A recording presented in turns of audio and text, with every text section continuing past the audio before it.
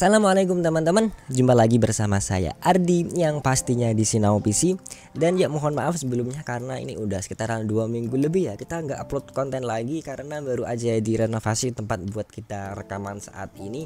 Dan ini juga belum kita tata setupnya yang rapi gimana, jadi ya ini kita setup yang ala kadarnya dulu aja, yang penting cukup rapi buat kita bikin konten saat ini. Nah, di video kali ini kita akan coba ngebahas kenapa kalau kita menggunakan GPU acceleration atau kita menggunakan akselerasi GPU untuk kegiatan rendering, baik itu untuk rendering video maupun untuk rendering 3D. Seperti teman-teman lihat di belakang ini ada dua scene BMW, nanti kita akan render bersama-sama, itu bisa lebih kencang dibandingkan kita hanya menggunakan CPU untuk rendering. Nah, mungkin juga teman-teman pernah terbesit suatu pertanyaan, kenapa jumlah core pada suatu GPU itu bisa lebih banyak, bisa sampai ratusan bahkan ribuan lebih banyak dibandingkan dengan jumlah core pada sebuah CPU. Mungkin teman-teman bisa melihat untuk CPU ter-high end sekarang ini, misalkan ada Core i9 14900K, kemudian di kubu sebelah di Ryzen ada Ryzen 9 7950X yang notabene untuk jumlah core-nya itu sekitaran 16 core sampai 20-an core dibandingkan dengan GPU yang bisa menampung untuk GPU paling entry level sekalipun itu masih ada ratusan jumlah core-nya. Nah, namun sebelum itu aku mau ingetin lagi nih buat teman-teman yang baru aja namun channel ini dan juga belum subscribe, aku saranin banget buat kalian untuk tekan dulu tombol subscribe-nya dan jangan lupa untuk bunyiin notifikasi loncengnya agar teman-teman tidak ketinggalan info dan juga update terbaru menarik lainnya yang pastinya bermanfaat dari channel Sinau PC. Nah, kita kembali lagi ke topik tadi, kenapa jumlah core pada sebuah GPU itu bisa lebih banyak dibandingkan dengan jumlah core pada sebuah CPU. Nah, untuk jawaban yang paling sederhananya adalah karena memang ada perbedaan purpose atau perbedaan tujuan dari CPU dan juga GPU itu sendiri, dimana kalau CPU itu didesain untuk general purpose, untuk kebutuhan yang general, untuk kebutuhan yang umum, bisa ngapain aja, mengolah grafis juga bisa, perhitungan komputasional juga bisa, pengolahan logik itu juga bisa. Berbeda dengan GPU yang memang didesain untuk kebutuhan yang lebih spesifik atau specific purpose, dimana GPU ini ya memang didesain untuk ngolah grafis aja, walaupun sekarang ini kita bisa pakai untuk generate AI dan lain sebagainya, itu masih terhitung sebagai specific purpose, spesifik tujuan atau penggunaannya lebih spesifik, karena CPU pun juga bisa kita pakai. Ya walaupun tadi kenapa CPU itu bisa lebih lambat karena ya jumlah core yang terbatas itu tadi. Nah, karena perbedaan tujuan itu tadi, itulah yang menyebabkan desain dari core sebuah CPU dan juga desain core GPU itu beda. Core CPU itu punya desain yang lebih kompleks karena didesain untuk kebutuhan apa aja, bisa ngelakuin apa aja. Berbeda dengan desain pada core GPU yang untuk spesifik aja, jadi lebih sederhana, hanya untuk mengolah gambar gitu aja. Nah, selain itu juga beban pada core CPU itu lebih banyak dibandingkan dengan beban pada core GPU, karena ya kembali lagi di awal tadi, CPU itu didesain untuk kebutuhan yang umum dibandingkan dengan GPU yang untuk kebutuhan komputasi grafis aja. Jadi untuk beban pada core GPU itu bisa dikatakan lebih sedikit dibandingkan dengan beban pada core GPU. Nah, kenapa bisa berbeda seperti itu? Karena ya CPU itu didesain untuk komputasional secara multitasking. Jadi pada satu core-nya itu kita bisa melakukan banyak pekerjaan ataupun tadi kita bilang multitasking, di mana satu core pada CPU itu kita bisa melakukan banyak pekerjaan secara bersamaan. Berbeda dengan desain dari GPU yang komputasinya itu secara paralel, di mana pekerjaan-pekerjaan itu tadi kita bisa menggunakan banyak core untuk satu pekerjaan itu tadi. Berbeda ya, kalau tadi multitasking, satu core itu kita bisa pakai untuk mengerjakan banyak pekerjaan sekaligus secara bersamaan atau multitasking. Kalau untuk komputasi paralel pada CPU, kita bisa menggunakan banyak core untuk melakukan satu tugas. Jadi itulah yang menyebabkan tadi kenapa kerja dari CPU itu lebih berat dibandingkan dengan kerja dari GPU.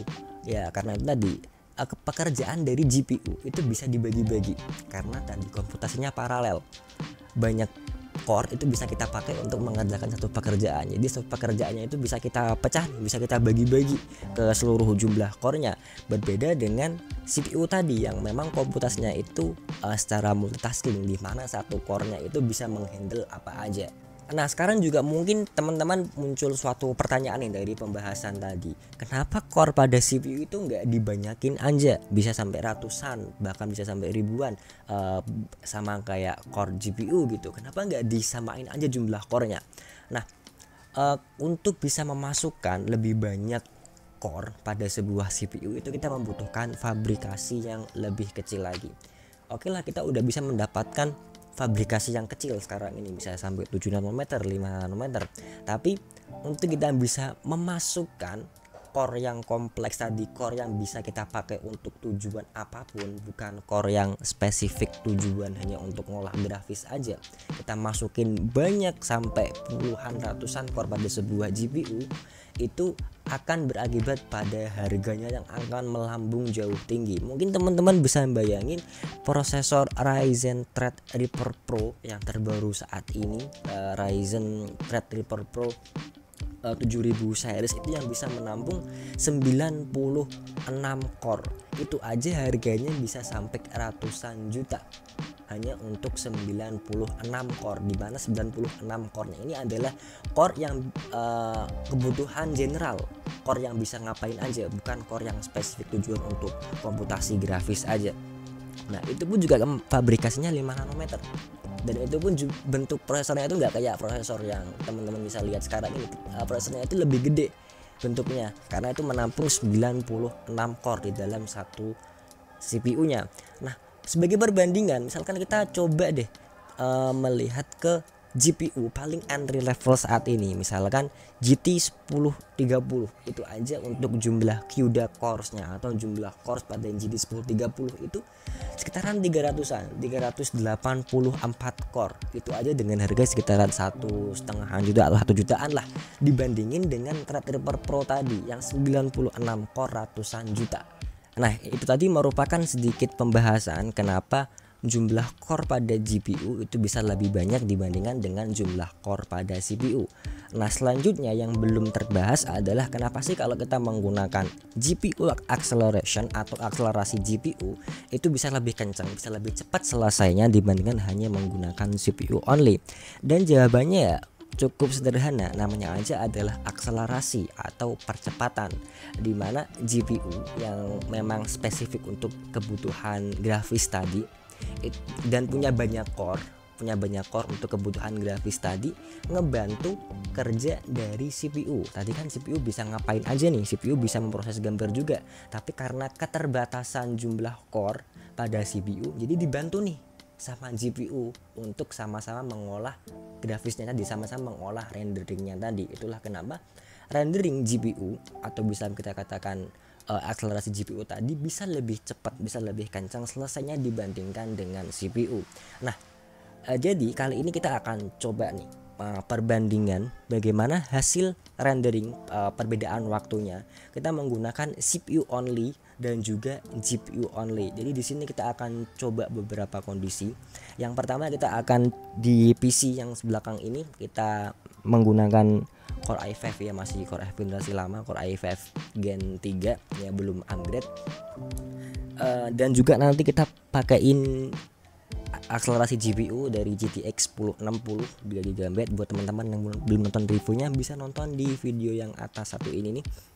Nah, untuk pembandingnya di sini di belakang ada sebuah laptopku, ini Intel Core i5 generasi ke-12 yang ini punya 10 core 12 thread. Nanti kita akan coba lihat nih kira-kira untuk kelas CPU paling baru sekarang, ya bukan paling baru lah, untuk kelas CPU yang baru sekarang ini Core i5 Gen 12 dengan 10 core-nya itu kira-kira seberapa jauh sih perbedaannya dengan kita menggunakan akselerasi GPU tadi dari GTX 1060 3GB yang kita padukan dengan Core i5 generasi ketiga. Nah sekarang mungkin teman-teman bisa lihat ya, untuk di PC yang di atas ini kita pakai Intel Core i5 3470 generasi ketiga, dan di laptopnya kita pakai Core i5 1235. Nanti aku screenshot aja biar teman-teman bisa lebih jelas nanti hasilnya. Nah, sekarang ini di sini kita sama-sama udah pakai rendering CPU. Di sini kita pakai CPU, dan juga di bawah kita juga pakai CPU untuk renderingnya. Nah, sekarang kita akan sama-sama render untuk melihat bagaimana perbedaan waktunya antara Gen 12 dan juga Gen 3. Ya, walaupun untuk hasilnya yang Gen 12 tentu akan lebih kenceng, tapi ya kita lihat aja gimana hasilnya. Nah, di sini teman-teman bisa lihat walaupun ini belum selesai, tapi remaining waktunya itu jauh banget. Dimana kalau kita lihat yang di Core i5 Gen 12 itu sekitaran, ya kita nunggu 5 menitan lah untuk objek BMW ini selesai di render. Sedangkan kalau kita menggunakan Intel Core i5 Gen 3 itu kita membutuhkan waktu sekitaran hampir setengah jam untuk merender scene BMW ini. Dan kita tutup tadi 5 menitan ya. Kita akan coba bandingkan kalau kita menggunakan GPU. Nah, teman-teman bisa lihat di sini kita menggunakan GTX 1060 3GB, dan kita akan pindah renderingnya ke GPU rendering. Kita akan coba lihat berapa sih perbedaan waktunya. Oke, teman-teman bisa lihat di sini untuk hasil renderingnya kita hanya membutuhkan waktu sekitar, teman-teman di sini bisa melihat hanya 1 menit 25 detik. Nah, di sini teman-teman bisa melihat bahwa akselerasi GPU itu bisa memberikan performa yang sangat-sangat signifikan kalau kita pakai untuk rendering di sini. Perbedaan waktunya itu kita bandingin dengan Core i5 Gen 12 di laptop yang sekitaran 5 menit, sedangkan kita menggunakan GTX 1060 3GB dengan Core i5 Gen 3 sekalipun kita bisa mendapatkan waktu yang jauh lebih singkat. Itulah saktinya dari GPU acceleration.